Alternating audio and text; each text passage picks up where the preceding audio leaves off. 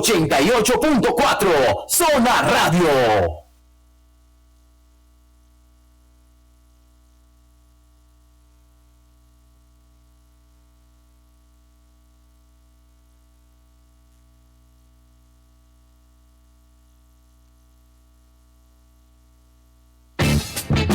Están escuchando Sobre la Mesa, un programa de la Veeduría y Plan Estratégico de la Comuna 6, construyendo cultura política, con el apoyo de Zona Radio 88.4 de la FM.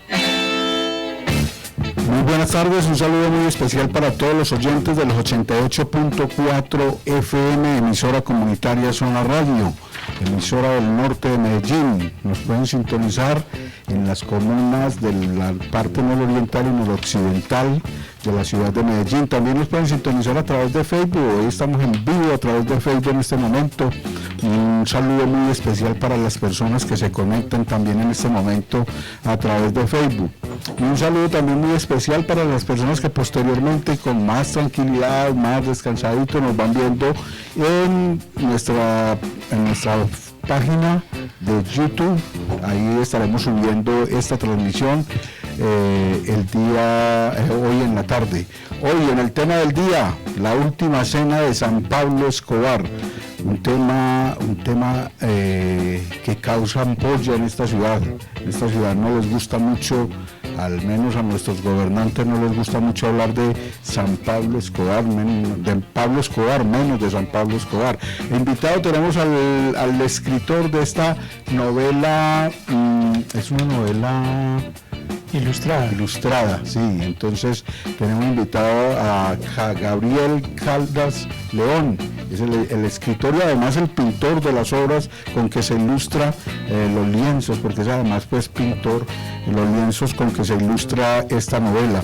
Esperemos que llegue, me imagino que está en uno de los tacos de la ciudad, que viene también alzando la voz y reclamando del gobierno más apoyo, más equidad, más justicia.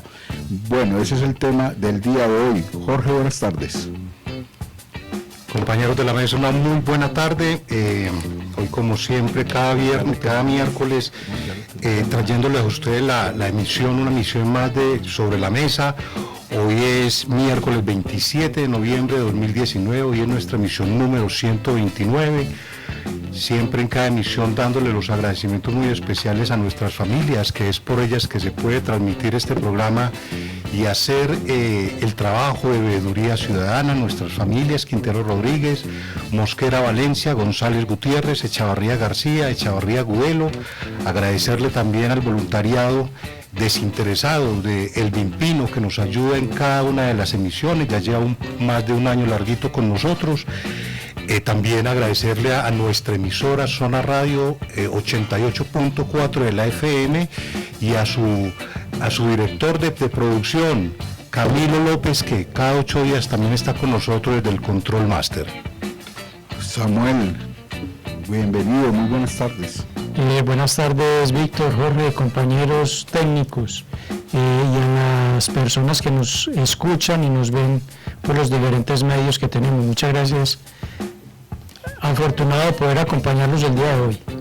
Bueno, entonces, pues sí, les comentaba al inicio del programa, y vamos a estar hablando sobre la última cena de San Pablo Escobar. Es una obra ilustrada, una novela ilustrada del pintor y escritor Gabriel Caldas León, quien está pues hoy invitado para que hablemos más a profundidad. Hay que decir, compañeros, que desafortunadamente, o no sé en qué términos ponerlo, la ciudad de Medellín no tiene,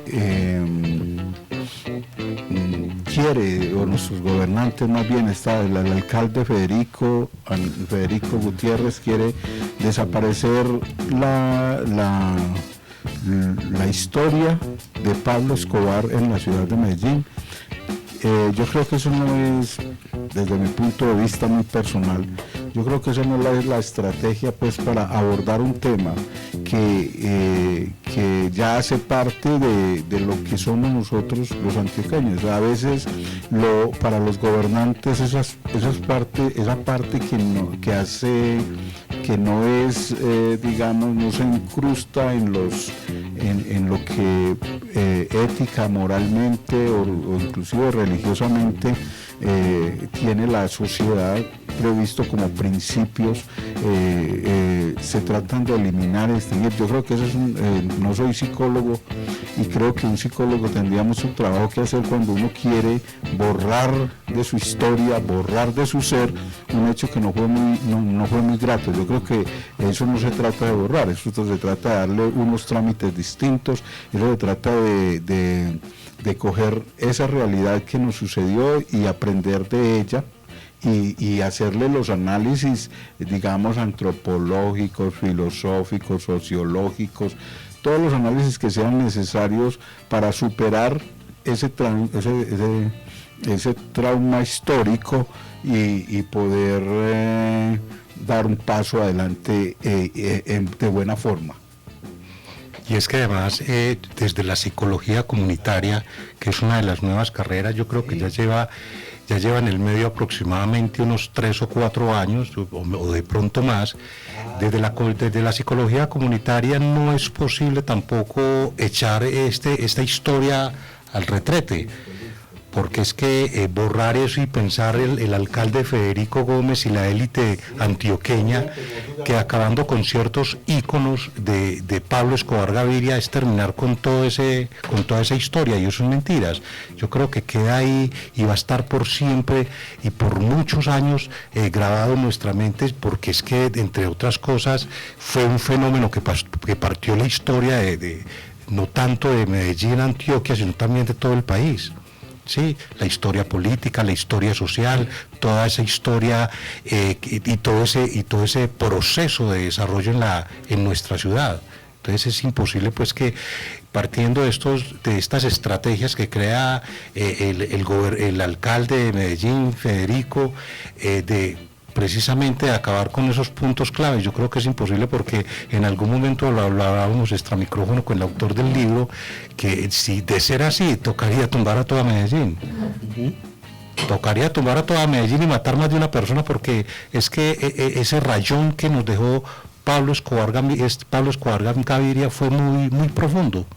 Sí, vean, desafortunadamente acaba de comunicarse con nosotros Gabriel Caldas León, que es el autor de la novela que tenemos hoy para conversar y para analizar y para reflexionar sobre ese fenómeno que es y que ha sido el narcotráfico y que sigue siendo el narcotráfico en la ciudad de Medellín y digamos en Colombia entero. Nos acaba de llamar y dice que se le presentó un inconveniente y que no nos va a poder acompañar hoy.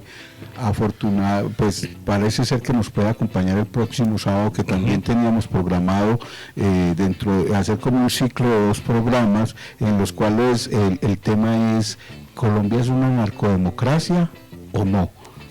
¿Por qué? Porque hay una serie, hay un video que lo vamos a ver el próximo sábado, un video donde actúan 5 personajes o 6 personajes, cada uno como con el papel de un país de Colombia, de Latinoamérica, perdón, Venezuela, Bolivia, México, México es de Centroamérica, México, Brasil, Argentina, Uruguay, Colombia, Chile, y entonces ahí hacen un skate donde hablan sobre qué somos como países, y paradójicamente cuando se refieren a Colombia hablan de narcotráfico y hablan de narcodemocracia y hablan de ese flagelo o ese fenómeno que afrontó y continúa afrontando Colombia. Entonces queríamos poner sobre la mesa, queríamos poner esa discusión, ese análisis, y nos pareció muy, muy oportuno traer esta novela, porque como vamos a ver en el transcurso del programa, nos vamos a dar cuenta, la novela toma un personaje como es Pablo Escobar, y lo toma de una manera no como lo ha hecho el país, como lo ha hecho Colombia o los gobernantes en los últimos años, tratando de que no tengamos muy claro eso, ¿no es cierto? Tratando de que satanizar, y de lo que hay que satanizar hay que meterlo debajo del tapete y no hablar mucho de eso, porque afuera nos hizo mucho daño, porque afuera nos estigmatizó. A raíz de eso, pues digo lo del video también. Entonces es un fenómeno que si bien nos ha hecho daño, nos ha llevado a que tengamos una carga de estigma en el mundo entero. También hay que decir que hay que hacer esas reflexiones a profundidad. Yo creo que Colombia y Medellín específicamente no se ha dado ese camino. ¿Y qué tal, Samuel, si de pronto leemos una parte de lo que de esta novela para que empecemos a analizar un aspecto que es fundamental en la novela, y es la antioqueñidad? O sea, ¿qué tanto Pablo Escobar o el fenómeno del narcotráfico y de la guerra y de la violencia y de todo ese proceso tan triste y preocupante que vivió Colombia o que vivió Medellín también, es resultado simplemente de una persona, o es que nosotros como sociedad, como cultura, como tenemos una trayectoria atrás que también de pronto influyó, o al menos eso es un poco lo que plantea el autor de la novela? Sí, pero antes de eso quiero hacer como quizá una salvedad. Sí. Con respecto al autor, porque pues en la conversación que teníamos con él el día de ayer, pues nos hacía unas referencias muy interesantes, que era lo que precisamente queríamos que se diera hoy. De pronto va a salir eso el próximo sábado. Afortunadamente pues está la posibilidad ahí, y digamos que pues la salvedad es esa, poder tener como esas claridades que él nos planteaba en el día de ayer. Con respecto a lo que planteabas, pues, o se plantea en el libro, en la primera parte, que pues hay que decir también que es una novela, y como novela, pues primero empieza haciendo pues con un capítulo de advertencia, y una parte de esa advertencia plantea lo siguiente: este pintor petulante es mi último asesino. Es tal su petulancia que se atribuye mi muerte en sus cuadros. Me mata, acaba conmigo, mata a ese Pablo terrorífico y sanguinario, y lo convierte en un ser víctima de las circunstancias, de la sociedad, de un sino trágico de la ciudad, de la antioqueñidad sin ningún atributo o valor propio en esta maldad. Aquí soy un mártir, que es sacrificado por una sociedad que lo empujó a hacer eso, que luego me desprecia y se deshace de mí en un acto purgatorio. Sí, en esa parte, ¿cómo es que la titula esa parte? La advertencia. La advertencia es un término muy bien usado, porque el autor empieza por digamos, hacer esa salvedad, esa advertencia. Aquí no se van a encontrar en esta novela, no se van a encontrar al Pablo Escobar que la sociedad hoy quiere esconder y desechar y ocultar y olvidar, digamos, impunemente. Se puede usar esa palabra, impunemente, porque es que yo creo que a Pablo Escobar no hay que desecharlo, hay que superarlo, es otro asunto. Y hay que entender esa dinámica que generó todo eso. Exacto. Porque pues no es Pablo de por sí, o él solo, él es también producto de una cantidad de circunstancias que digamos que lo pusieron donde alcanzó a llegar. Yo no sé, que me da pena, pero lo quiero citar, pero me da pena no poder decir de pronto, si ustedes lo conocen, me dicen, saben quién es que escribió esto, pero es este término: yo soy yo y mis circunstancias. Es un poco como para decir eso que el autor en esta primera salvedad que hace para el lector les dice: venga un momentico, es que hay un asunto y es que antes de Pablo Escobar también había toda una sociedad desarrollándose, y la antioqueñidad tiene todas unas características sociológicas que hay que también leer. O sea, de repente Pablo Escobar puede aparecer, en la novela, estoy hablando de la novela, en la novela Pablo Escobar puede ser ¿cómo se dice? El mártir que la sociedad quiere poner frente, o no solo, no digamos la sociedad entera, digamos los gobiernos quieren poner frente y decir, mire, aquí está ya sacrificado ese delincuente, ese asesino, ese sanguinario. Pero lo que de pronto no estamos haciendo el análisis es el análisis previo de bueno, y qué sociedad es la creadora de Pablo Escobar, una sociedad que de pronto muy interesada por lo económico, una sociedad donde lo importante es consiga plata. De pronto en alguna de las producciones que han hecho sobre Pablo Escobar, creo que la madre le dice, o alguien le dice, consiga plata, no importa cómo, pero consiga plata, ¿no es cierto? Entonces, eso también no necesariamente, aunque lo quieran poner o aunque aparezca como que surge de Pablo Escobar, hay que mirar también, y yo creo que hay una mirada histórica muy romántica de Colombia y de Antioquia con esto de la colonización antioqueña, de la colonización paisa.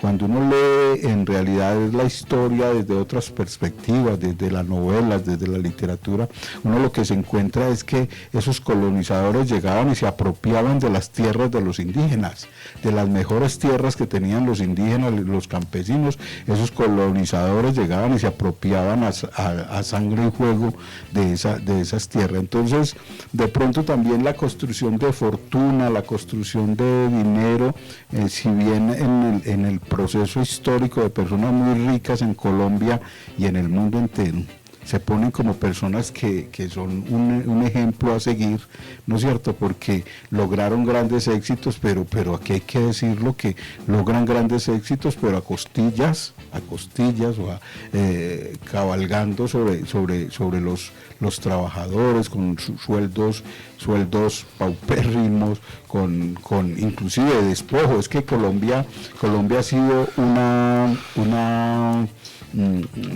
cantidades de guerras, o ¿cómo se llama eso?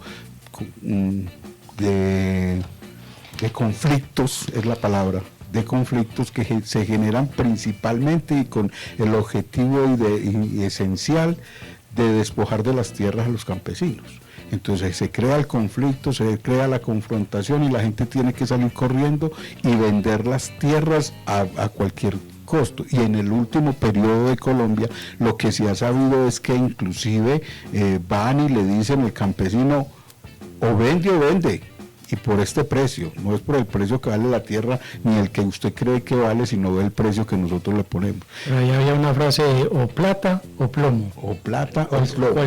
¿Cuál clase de metal quiere? Entonces esta novela con esa primera parte plantea un Pablo Escobar más fruto de la antioqueñidad, más fruto de esa sociedad antioqueña que a golpe de hacha abrió el monte y colonizó nuevos territorios y nuevas tierras.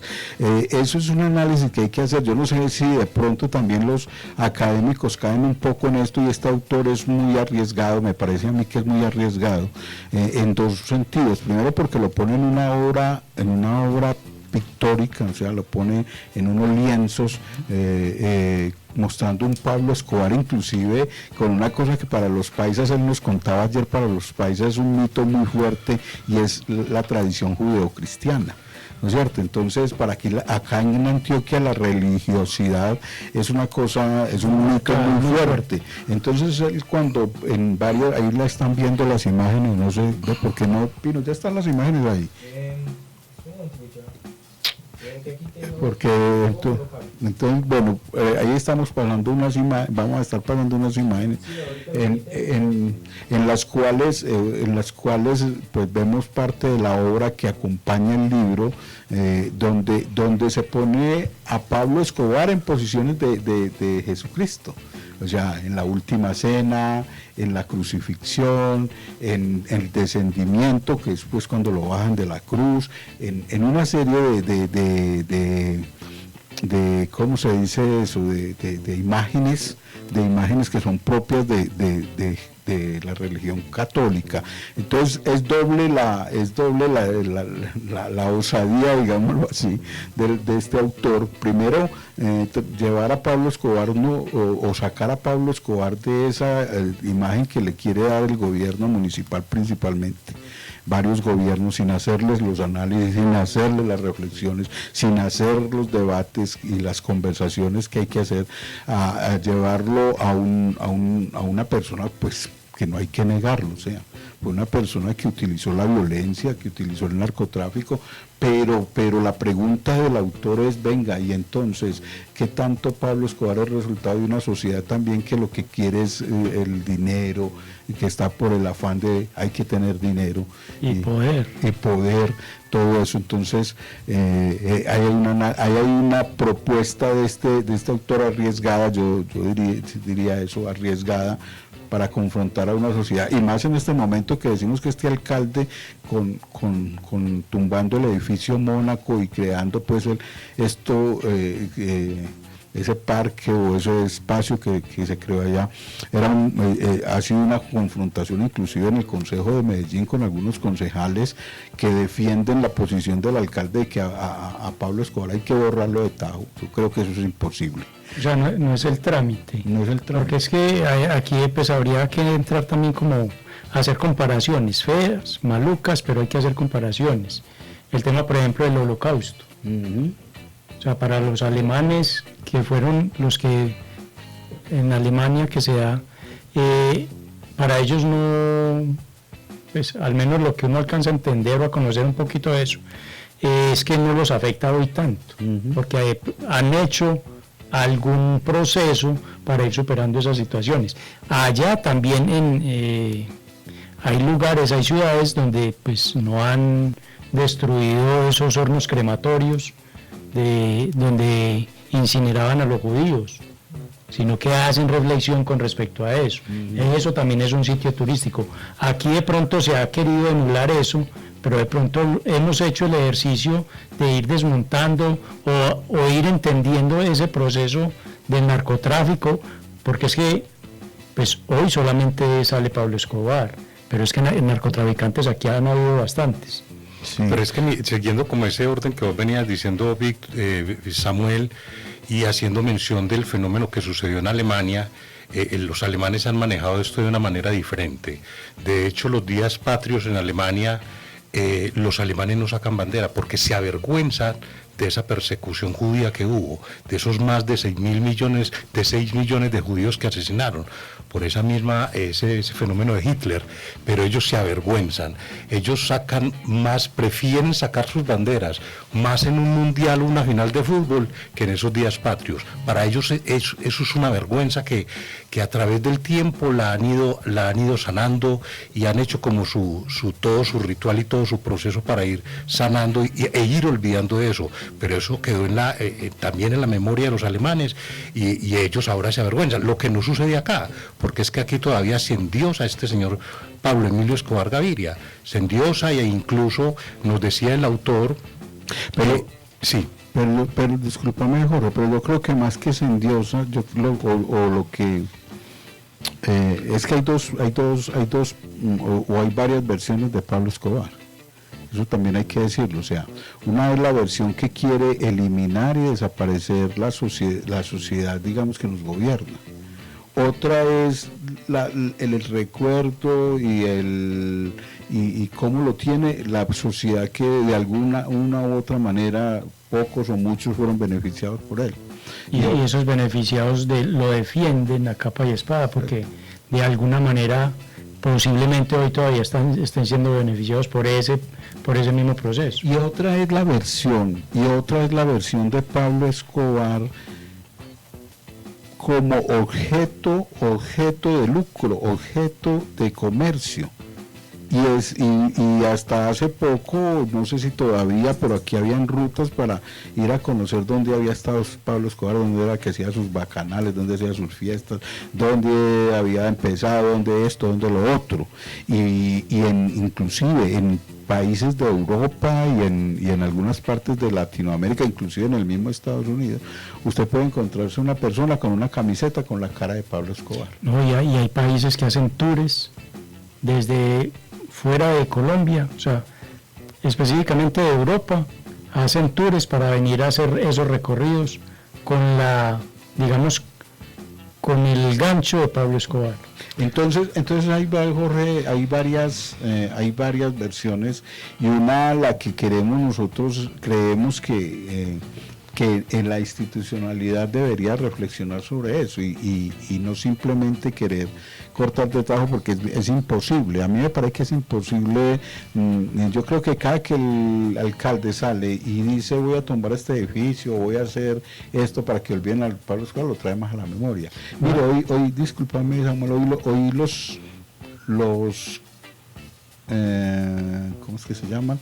Los noticieros de mediodía, Caracol más específicamente, abrió sus noticias hablando sobre la bomba que puso Pablo Escobar hace 30 años. Hace 30 años, en un avión. Sí, un avión, eso ya en un avión de Avianca. Entonces, no, eso siempre va a aparecer, los noticieros lo van a tener que decir, porque entonces tendrías que borrar también las víctimas. Si querés borrar a Pablo Escobar, tienes que borrar las víctimas. Entonces no puedes hablar de las víctimas sin decir quién fue el victimario, ¿no es cierto? Entonces, en ese sentido, el riesgo que toma es poner sobre la mesa un debate que es álgido, un debate que inclusive te pueden estigmatizar en un gobierno municipal con las características del que está saliendo. Fácilmente puede decir, es que están haciendo apología del delito, ¿no es cierto? Y yo creo que no es mediante la estigmatización o borrar de Medellín, lo que decías ahora es real, o sea, lo que hablábamos ayer con el autor.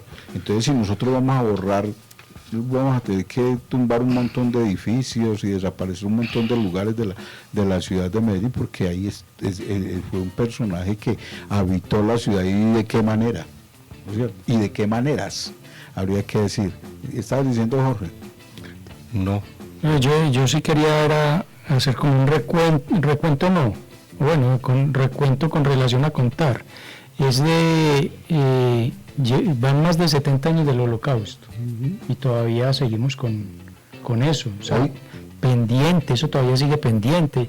Hoy todavía hay personas ya de demasiada edad que fueron víctimas de ese proceso. Y que son victimarios también, y que los están juzgando. Hoy todavía, después de 70 años, nosotros apenas llevamos 20 de empezar a contar este cuento. Sí, Posterior a la muerte de este personaje me refiero. Sí, ahí para seguir, nos saluda por ahí el maestro Germán Vandevelde, nos dice un abrazo solidario desde Panamá. Está en Panamá el maestro, aquí cerquita. Muchos Que ojalá pase por aquí, ya que está cerquita. Sí, gran equipo siempre, muchas gracias maestro. También está por ahí el colega de Comunicando Belén, José, un saludo muy especial para José. Y Estela Valencia Restrepo, que también nos está sintonizando en este momento. Pero yo sí les haría la pregunta a estos dos últimos compañeros, porque bueno, no sería por la emisora, sino por Facebook, nos están siguiendo. Ajá. No es por la emisora. Bueno, en relación pues a este tema, ahí están viendo algunas imágenes, como les decíamos, esta es una obra que es una obra doblemente artística, digámoslo así, una obra que además de tener pues la narración de una novela, sí, exacto, la narración literaria, tiene también una narración pictórica, una obra en lienzo, no es acuarela, es que se me olvidó el término, es... La técnica se me olvidó, pero bueno, y hace unas referencias muy interesantes respecto al juego que hace con la imagen y con varios personajes que aparecen en las obras que estamos viendo. Son esencialmente unas cuatro obras que son las que componen pues la narración, porque además pues en las obras también se hace una narración de momentos históricos que son recordables y que son pues por ejemplo los bacanales de Pablo Escobar son mitos o no mitos, pero contados sí se van volviendo mitos cuando las personas, una se la cuenta a la otra y la otra le pone un poquito, le quita un poquito y se van asumiendo como que yo estuve ahí. Sí. La cuento con tanta seguridad, con tanta claridad, que pareciera que yo estuve ahí. No, y hay un aspecto muy paradójico, que no es propio de las culturas latinoamericanas. Digamos, ha pasado en México y ha pasado en otros países, que personajes como estos después de la muerte se vuelven mágicos, o sea, les hacen milagros, se vuelven milagrosos y le hacen milagro a las personas. Entonces el autor nos contaba un poco que dentro de la investigación que hizo para la novela, se encontró en algunos barrios de Medellín donde les tienen altar a Pablo Escobar y le hacen pedidos como si fuera un santo, como si fuera un santo que hace milagros y de hecho narran que les ha hecho los milagros que le han pedido, ¿no es cierto? Entonces va pasando un poco al mito, pero también sin perder de vista dentro de la novela y dentro de lo que se pretende plantear en la novela, que de pronto el sábado nos lo va a narrar con más acierto y con más claridad. Sí, con más claridad el autor, pero él plantea un asunto de un debate o de una confrontación que hay entre un mito institucional, un mito oficial y el mito subterráneo, yo en la conversación que tuve con el autor él nos planteaba, bueno, cuál es el mito oficial, y el mito oficial para él es la religión judeocristiana, ¿no es cierto? Como el católico o el paisa, el antioqueño, para todos sus actos pone la religión cristiana, la religión católica, para todos sus actos es el respaldo, y así cometa delitos o otra cosa, pues el que peca y reza empata, entonces eso lo tiene muy claro, y era un planteamiento que de pronto vos hacías también ahí, Samuel, es bueno. Entonces yo puedo tranquilamente pecar y ir y confesarme y volver a hacer el bautismo, digámoslo así, la salvación. Pues que esa ha sido como la constante en el tema de la antioqueñidad. Uh-huh. Porque pues uno conoce varias personas que en toda su vida fueron o quisieron ser o estar por fuera de esa tradición judeocristiana, pero llega la época como de o sea, que ya va uno viendo como la muerte más cercana, entonces se vuelven creyentes y de manera pues muy convencidos de eso. O una tradición que han tenido los ricos de Antioquia y los ricos de Medellín, puede ser también los ricos de Colombia, y es pagar los diezmos, o sea, o dar a la iglesia para ir guardando su espaciecito allá en el cielo, ¿no es cierto? Entonces desde aquí comprar la salvación, ¿no es cierto? Eso se vende, entonces le damos y es que recordar también la sociedad antioqueña que se ha destacado es por lo conservadora que ha sido, supremamente conservadora, y que tanto ha tenido que ver la iglesia en el adoctrinamiento del antioqueño como tal, y esa alianza que ha existido, esa alianza cómplice que ha existido entre la iglesia y estos grandes mafiosos, porque es que no solamente mirar la mafia en el contexto de Pablo Escobar Gaviria, sino en los mafiosos políticos, en los mafiosos empresarios, es esa alianza, porque lo decía el autor también. Y cuando hablabas ahorita, Víctor, sobre el mito oficial y el mito subterráneo, es cuánto dinero le recibió la iglesia, y algunos religiosos le recibieron a Pablo Escobar Gaviria. Y él siempre mantenía la iglesia la mantenía bien surtida. Y de hecho, nos decía el autor, que acercándose a algunos de los sacerdotes, ellos decían, pues menos mal que alguien va a hablar de lo bueno de Pablo Escobar, porque todavía, y sigo yo diciendo, ese endioseamiento en que lo tenían, porque también era una cantidad de cosas que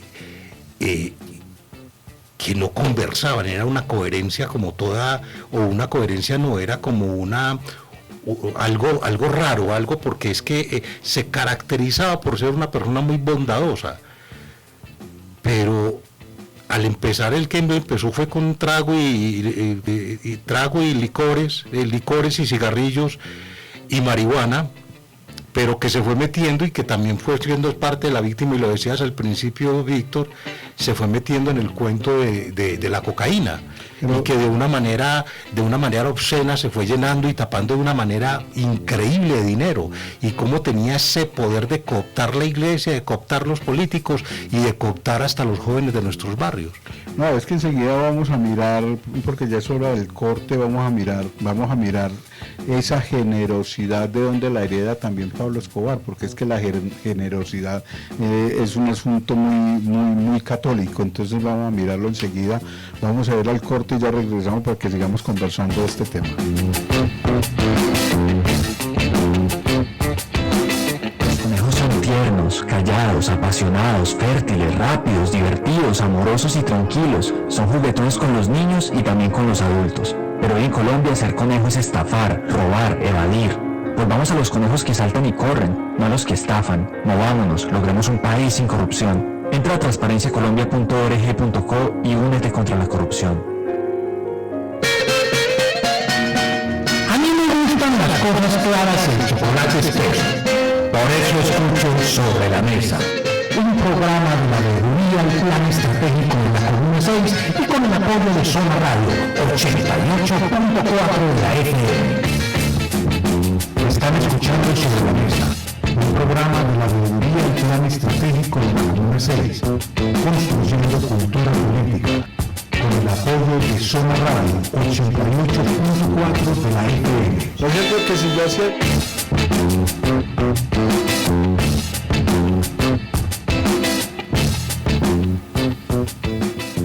Regresamos, estamos en Sobre la Mesa, un programa de la Veeduría Ciudadana, Plan Estratégico de la Comuna 6, que se emite todos los miércoles a partir de las 3 de la tarde. Estamos aquí en la emisora comunitaria. Los sábados también estamos haciendo Sobre la Mesa fin de semana, y es a partir de las 2 de la tarde. Lo pueden sintonizar a través de Facebook, en nuestra fanpage de Facebook, y ese es a partir de las 2 de la tarde. Ahí hacemos una aproximación, un resumen de lo que sucedió en la semana. Para este próximo sábado vamos a continuar con este tema. ¿Qué tanto Colombia es una narcodemocracia? Hay que profundizar en ese tema, porque de ser así el fenómeno es preocupante, el fenómeno es complejo y no se soluciona simplemente ignorándolo. Hay que profundizar en los análisis, en los debates, en la reflexión, sí, yo creo que ya libres de un poco del estigma que nos ha generado, que por lo regular el estigma nos lleva a escondernos. Ya ahora tenemos que darle la cara a este fenómeno y decir, deberíamos darle la cara a este fenómeno y analizarlo académicos, como en el caso de esta novela, La Última Cena de San Pablo Escobar, desde la literatura, desde la pintura, hacer análisis de uno y de otro lado para que nutramos más esa reflexión y ese debate. Sí, el tema es muy complejo, además porque se dice, es que pues no es el tema de esconderlo, o de esconderlo, ¿por qué más bien es la pregunta? Porque ¿cuántas personas quieren que se olvide eso para que queden ellos indirectamente limpios? de tantas cosas de las cuales se beneficiaron, Sí.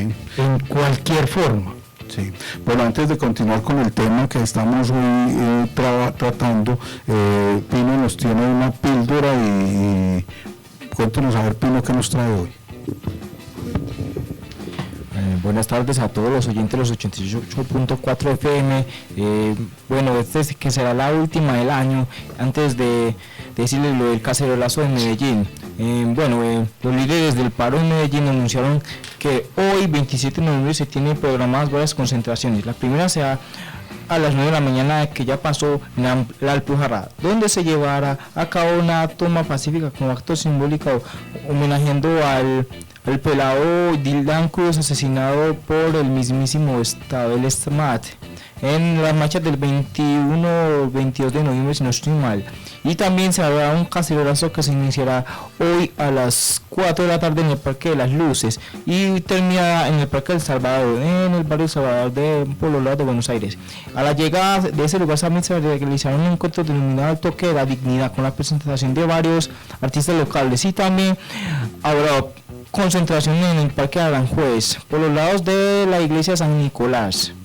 Y también cabe resaltar el buen comportamiento de los medellinenses durante las marchas del paro nacional, ya dando ejemplo a otras ciudades del cual cuidando los espacios, también los negocios, con el fin de no terminar afectados. Como también debemos resaltar del día 21 de noviembre, que muchos asistentes a la marcha del 21 de noviembre empezaron a limpiar los rayones que dejaron los infiltrados, haciendo rayones en los centros comerciales, en los negocios, pero gracias a todo salió normal. Pero en las afueras de la Universidad de Antioquia, ahí fue que empezó el tropel, y hoy se conoció la denuncia de un estudiante de la Universidad de San Buenaventura, que lamentablemente perdió un ojo a manos del SMAT del pasado 21 de noviembre de las afueras de la Universidad de Antioquia. A propósito de cacerolazos, Pino, el sábado pasado hubo un cacerolazo, estaba programado un cacerolazo entre las 6 y 8 de la noche a las afueras de la biblioteca Gabriel García Márquez. ¿De pronto estuviste en el cacerolazo? Lamentablemente no, porque estaba ocupado. Bueno, infortunadamente, pero no ha habido muchas imágenes de ese cacerolazo.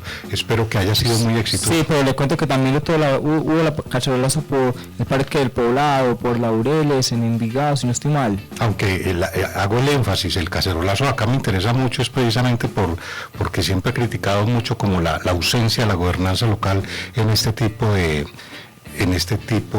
eventos públicos. En fin, señores, muchísimas gracias. Además que esa es la última píldora del año, así que... No es la última. Desde acá de la emisora tal vez, pero nosotros tenemos derecho. Bueno, no se me vayas ahí de vacaciones antes de... No, tranquilo, no lo liquidemos. No es eso, es del año 2019, porque ya se viene una nueva década. Van a haber muchos cambios, ¿no? Sí, y es aprovechar también como para decir que la emisora cierra por este año, ya cierra este fin de semana, entonces ya la emisora hasta el próximo año, pero nosotros seguiremos haciendo nuestro programa desde afuera. Se va a ir sin prima Pino, ¿sí?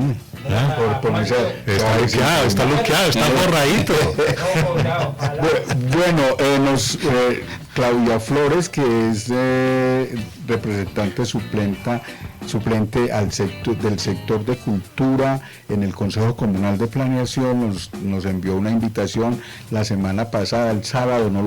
Desafortunadamente no estábamos conectados y no pudimos ver bien la invitación, pero todavía está vigente. Mira esa lagunita que tú suplente, yo creo que con eso de género nos tienen un poquitico enredados, e incluso yo en la marcha del 21 escuchaba por allá a una que estaba gritando arengas que decía marchantes y marchantas, entonces uno no bastante con ese cuento. No queda mal tampoco. Bueno, entonces vamos a escuchar ese audio. Sí.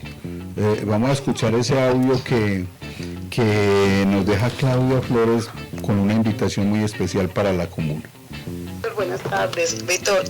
Les extendemos la invitación para que ustedes, la veeduría, asistan el lunes a las 6:30, ahí por la Susanita, en la carrera 76, número 9242, al lanzamiento del Festival de Fantasía. Y a ver si lo pueden pasar ahora por el programa de hoy y por el programa del miércoles, la invitación. El Festival de Fantasías da inicio el 25 con el lanzamiento. 26, 27, 28 y 29 tendremos talleres de formación totalmente gratis. 26 y 27 en la sede de la Susanita, en la dirección donde va a ser el lanzamiento, de 4 de la tarde en adelante. Y jueves y viernes 28 y 29 tendremos talleres a las 2 de la tarde los 2 días en la Casa de la Cultura Pedregal. Y el 30 ya es el festival, a las 7 de la noche arrancamos del sector La Torre y llegamos a Jorge Eliezer Gaitán, donde desde las 7 de la noche habrá una tarima con artistas hasta las 12 de la noche. Gracias, Víctor, por tu colaboración. No, muchas gracias a Claudia Flores para que nos envía pues esta invitación. Desafortunadamente no la pudimos pasar el día sábado, pero bueno, todavía hay el gran porcentaje del evento, de los eventos que están programados para este cierre de fin de año del sector cultura, entonces están cordialmente invitados para que participen activamente. Bueno, compañeros, retomando el tema de La Última Cena de San Pablo Escobar, una novela que yo diría que es polémica, es arriesgada, el autor toma un riesgo, digamos, frente a lo que... Y yo creo que es que los escritores y los pintores y los artistas no deben preocuparse por el riesgo, lo que se deben de preocupar es por plasmar la realidad, por sacar la realidad. Jorge, vos planteabas un elemento que es clásico en los paisas, en los antioqueños, en los colombianos, y es la bondad, y es una cosa que hay que diría uno, viene inculcado por la religión católica. Y claro, digamos, por ejemplo, si una persona tiene miles de millones de pesos y dona 100 pesos, pues eso no le va a causar mucho hueco, ¿no es cierto? Pero en los países y en Colombia se volvió costumbre, por ejemplo, que una persona muy rica, en tiempos anteriores, era ir donde el padre y llevarle el diezmo, la limosna jugosita, para que le ayudara y le tuviera ya, le separara el espacio en el cielo, para que cuando se muriera, inclusive muchas personas cuando se morían dejaban parte de su fortuna, se la dejaban a las iglesias, entonces por eso las iglesias en algunos momentos tenían lotes de tierra muy grandes o propiedades que personas digamos un poco digamos haciendo sanación de su alma le donaban. Entonces ahí hay una bondad, entre comillas, una magnanimidad,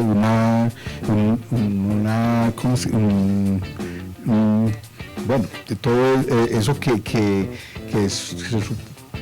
yo diría, eso se puede medir cuando usted en realidad, digamos, tiene un pan y usted parte el pan con el otro, la mitad de su pan se lo da a otro, pero cuando usted le da una migaja de su pan, pues no creo que haya mucha cosa ahí.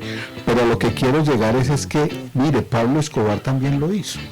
Pablo Escobar también, esos miles de millones de pesos que le dejó, o de dólares, que le producto del narcotráfico, pues aquí hizo un barrio, ¿no es cierto?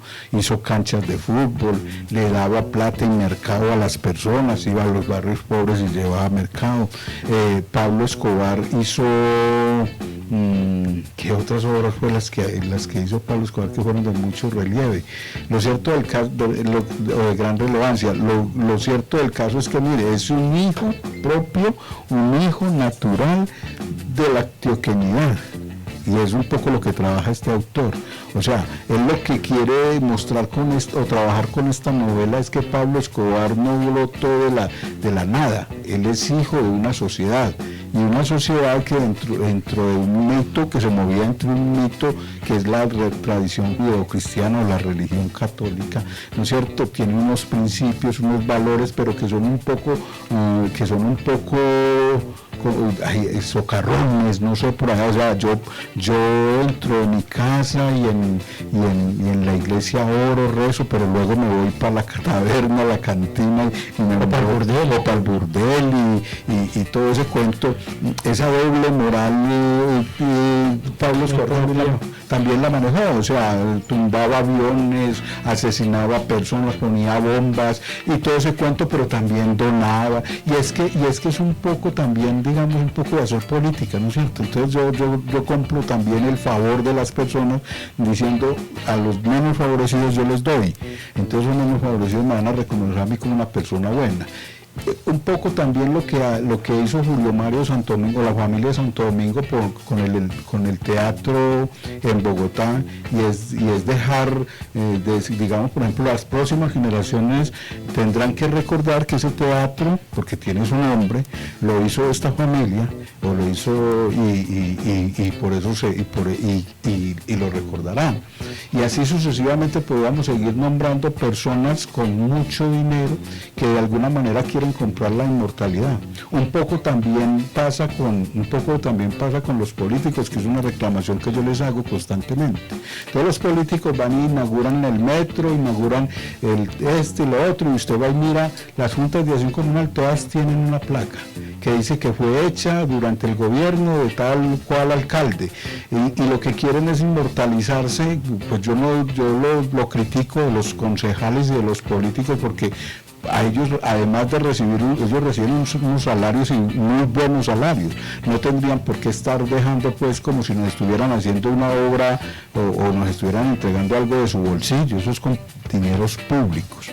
Entonces ahí hay ese juego, pues, para decir que Pablo Escobar, o un poco en la tónica de lo que dice el autor, de lo que trabaja el autor en su novela, Pablo Escobar no es simplemente Pablo Escobar es el resultado de una sociedad que se ha forjado con unos principios un poco ambivalentes. Lo que pasa es que la cultura popular, los dichos del pueblo, habla muy claro. Por ejemplo, se habla de que las señoras vivían en el confesionario confesando sus pecados, y el otro día salían a chismosear, iban a comulgar, y ahí salían de la iglesia a criticar a la vecina, a la otra, a la familiar y todo. Pero es que el pueblo tiene dentro de su interioridad un dicho, no sé el valor que tenga, pero dicen: el que peca y reza empata. O sea, Pablo Escobar hizo muchas maldades, pero empató haciendo donaciones y regalos y cosas así. Entonces, eso está dentro de ese ámbito, de ese arco del populismo. Hay una frase, un texto pequeño que el autor escribe en su capítulo 5, y él habla del poder del arte. Él dice: el poder del arte como expresión de inconsciente colectivo de la sociedad, de la época, de la historia. El arte como escenario de condensación histórica, condensación de imaginarios colectivos que buscan, mediante el arte, representarse, manifestarse, decirse. Aquí yo creo que es muy importante también hablar sobre esa carga histórica que tienen cada uno de esos cuadros que hace el maestro Gabriel Caldas,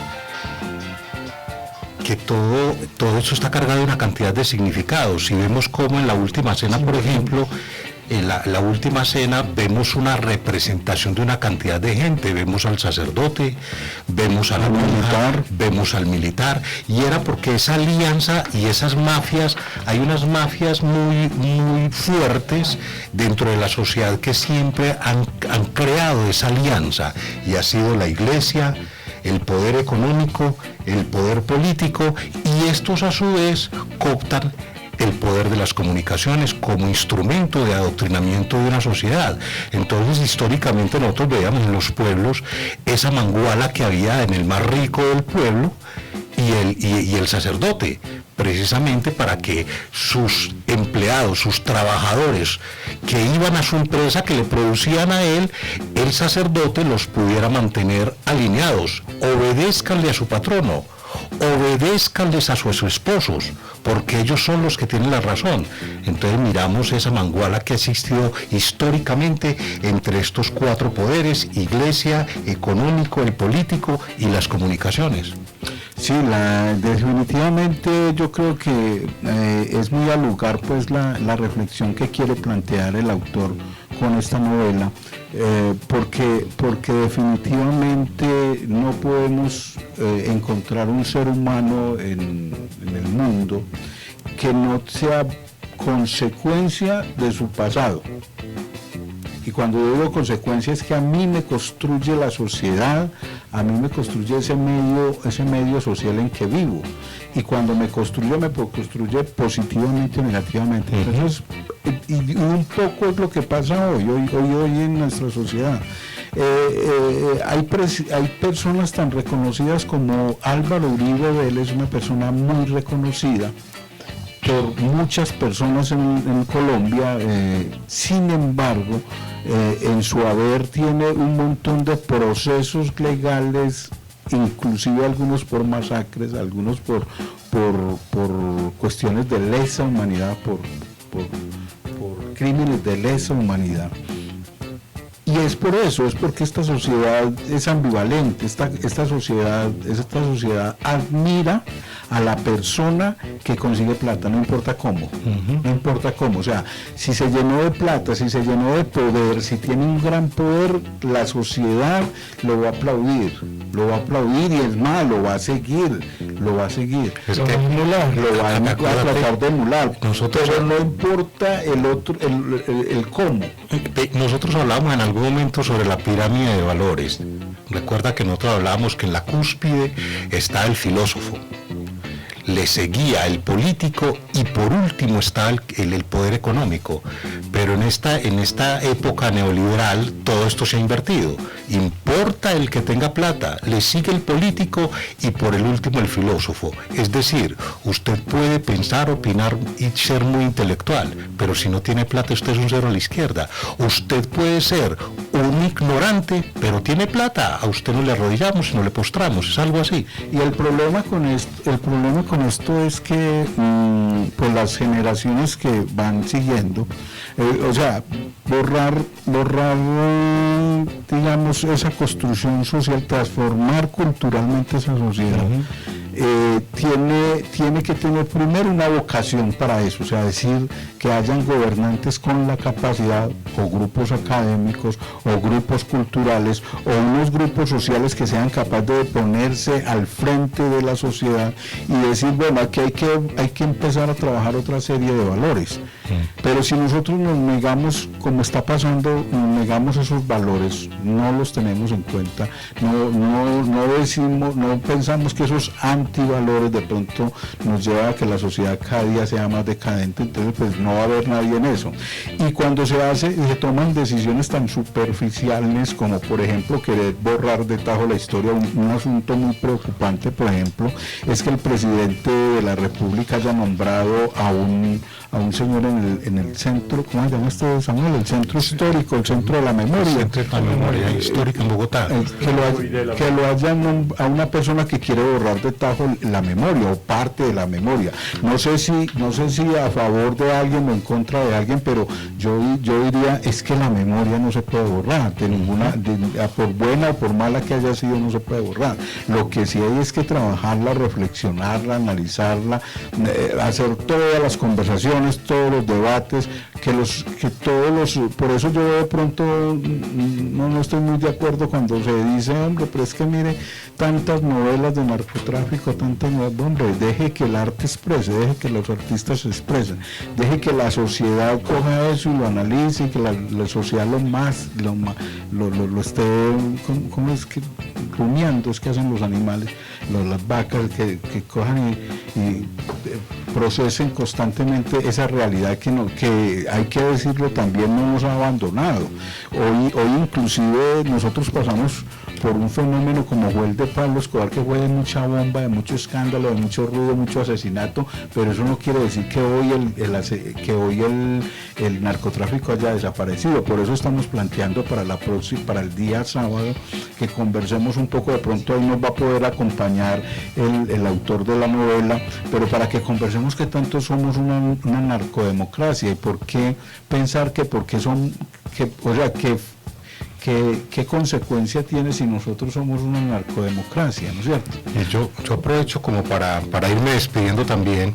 Es precisamente el próximo sábado que nos acompañen, el que posiblemente y ojalá que nos pueda acompañar el autor del libro y el pintor de los mismos cuadros que ilustran el libro, para que nos profundicemos mucho más sobre el mito oficial, el mito subterráneo y lo que vos acabas de decir, Víctor, y él lo concluye también.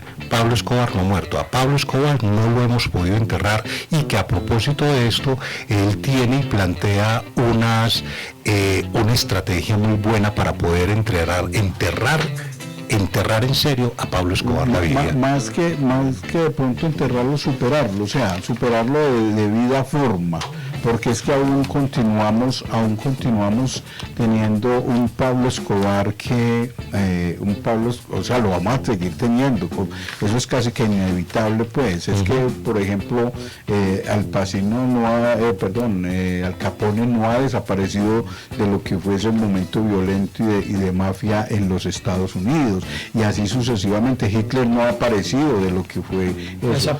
No ha desaparecido. Samuel, vamos a leer este pedacito antes de que nos vamos, para que dejemos esa reflexión. Es que estaba buscando pues una frase que hablaba con respecto a la inmortalidad de los servidores públicos. En este caso, hablando del presidente de la República o de los generales también de la República, que en todas las oficinas de esos organismos tiene que estar la foto de él.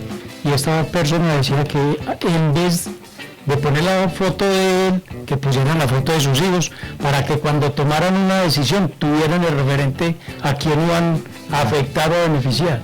O sea, muy interesante. Así, porque ya nos dijeron allí que nos acaba el tiempo. Jorge, su despedida. No, simplemente lo esperamos el sábado. Estamos desde las 2 de la tarde hasta las 3:30 más o menos. Espero que nos acompañen ese día y poder hacer un programa mucho más profundo y profundizar un poquitico más de lo que tratamos hoy. Muchas gracias, compañeros. Nos volveremos a escuchar o a ver en otra oportunidad. Muchísimas gracias. Bueno, don Oscar. Buenas tardes y hasta luego. Muchas gracias. Bueno, ahí les dejamos pues la invitación para el próximo sábado a partir de las 2 de la tarde. Retomaremos el tema que tanto nosotros somos los colombianos una narcodemocracia. ¿Qué nos puede aportar ustedes a esa reflexión? Que tengan un resto de tarde muy feliz.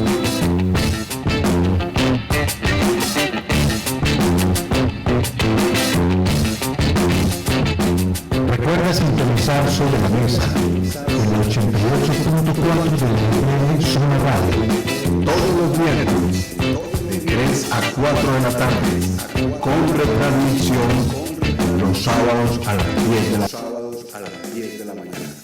Sobre la Mesa, un programa para construir cultura política.